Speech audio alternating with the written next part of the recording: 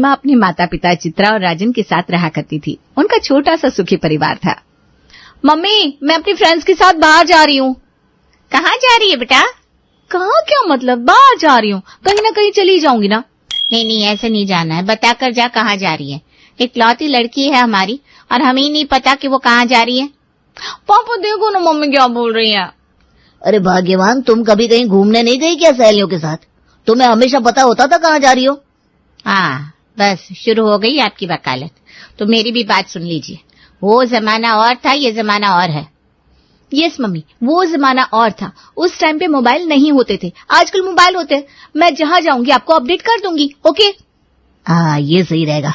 अब तो खुश होना भाग्यवान। हाँ, बहुत खुश हूँ। मुझे लड्डू पेड़े मिल गए ना, जो खुश हो जाऊंगी मैं। फिलहाल ठीक है, जाओ, पर अपडेट करते रहना कहाँ जा रही और कब तक लौटोगी। ठीक है मेरी माँ।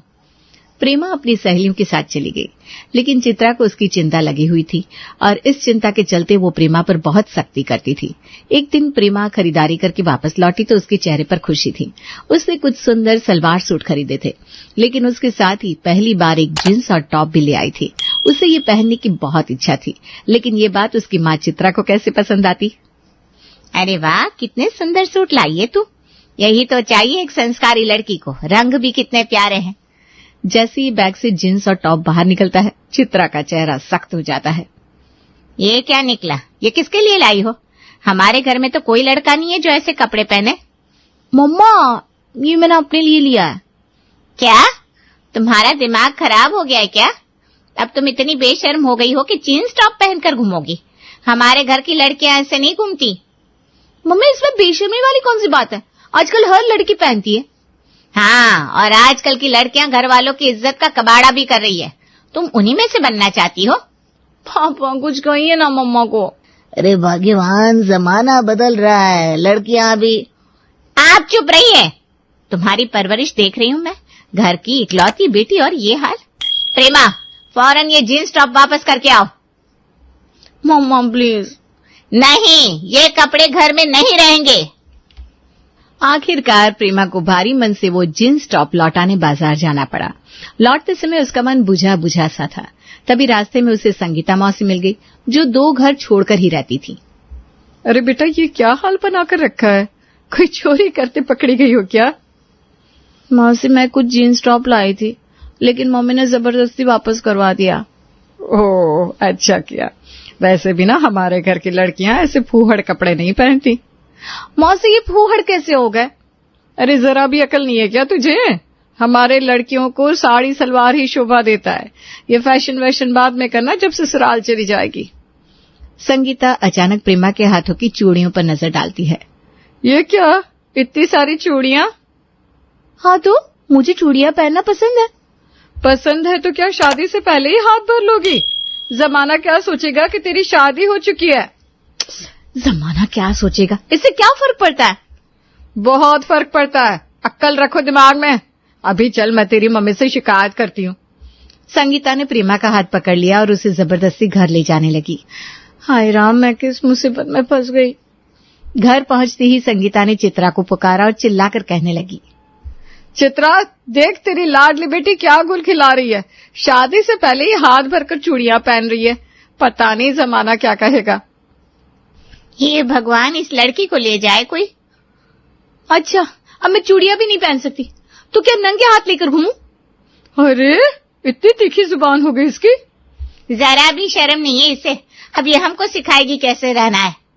प्रेमा को दोनों औरतों के बीच घिरा देखकर और कुछ न सूझा। झुंझलाकर वो अपने कमरे में चली गई और दरवाजा जोर से बंद कर लिया।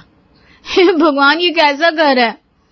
प्रेमा अभी तक अपनी माँ और मौसी से परेशान थी, लेकिन जैसे उसने थोड़ी राहत की सांस ली, उसकी अगली गली में रहने वाली नानी यामिनी अचानक उनके घर आ धमकी।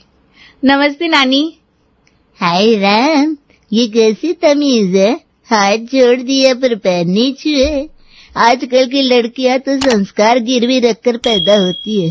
हे चित्रा, ये परवरिश दी है तूने? जब माँ बाप ही अपने बच्चों को संस्कार नहीं देंगे तो यही होगा। अरे नानी, अभी छूती हूँ ना आपके पैर। अरे रहने दे, अब क्या फायदा। जब जरूरत थी तब किया नहीं, अब ड्रामा कर रही है। यामिनी का हाई वोल्टेज ड्रामा चालू हो चुका था। उधर चित्रा को भी और गुस्सा आ गया और उसने फिर से प्रेमा को सुनाना शुरू कर दिया। तेरे तो पंख निकल आए हैं, अब तू पैर छूना भी भूल गई। क्या यही सिखाया हमने? अरे वाह, कल जीन्स टॉप पहनने की जिद, आज पैर छूने से परहेज। बस एक दिन ये हमें घर से ही निकाल देगी। मम्मी मौसी अब बस भी करो, हर बात पर टोका टोकी मत किया करो।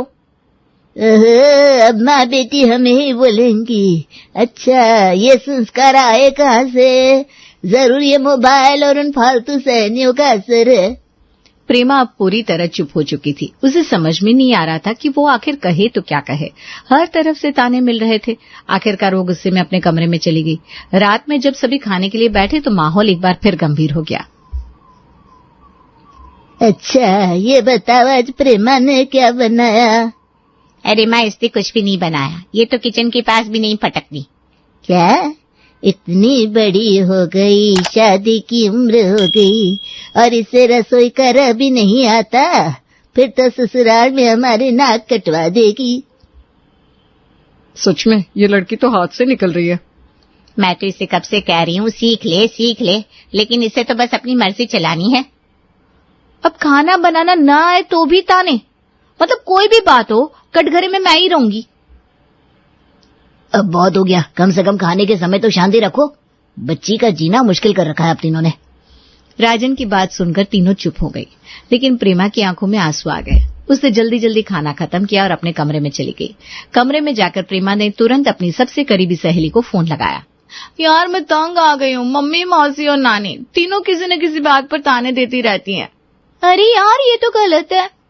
मुझे इस घर से निकलना है। मैं बस जल्दी से शादी करके कहीं दूर चली जाऊं।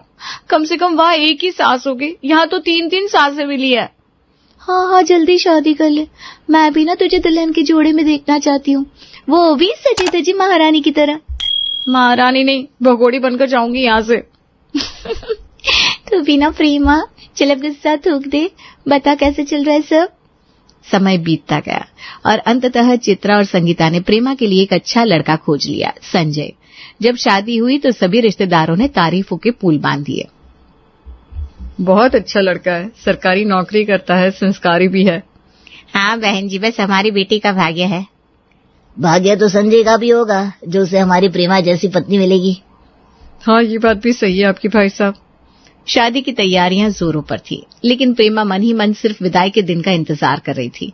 जब विदाई का समय आया तो आम दुल्हनों की तरह उसने रोने का नाटक भी नहीं किया। हाय राम, कैसी लड़की है, जरा भी नहीं रोई। लगता है जैसे जेल से छूटकर जा रही हो। हमारी परवरिश में ही कोई कमी रह गई होगी, तभी इसे मायके छोड़ने का कोई दुख नहीं है। हाँ, अब ससुराल में जाकर पता चलेगा जब वहाँ इसकी सास इसे काम पर लगाएगी। ऐसी लड़कियों को उनकी सास ही सुधारती है।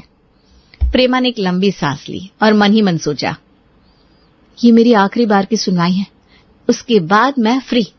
इस टाइम जितनी बकवास करनी है कर लो, मुझे कोई फर्क नहीं पड़ेगा। वो खुशी खुशी अपने ससुराल के लिए रवाना हो गई। ससुराल पहुंचते ही प्रेमा का भव्य स्वागत हुआ। सास रामकली, पति संजय और बाकी परिवार वालों ने उसे बड़े प्यार से अपनाया। संजय एक समझदार और सुलझा हुआ व्यक्ति निकला।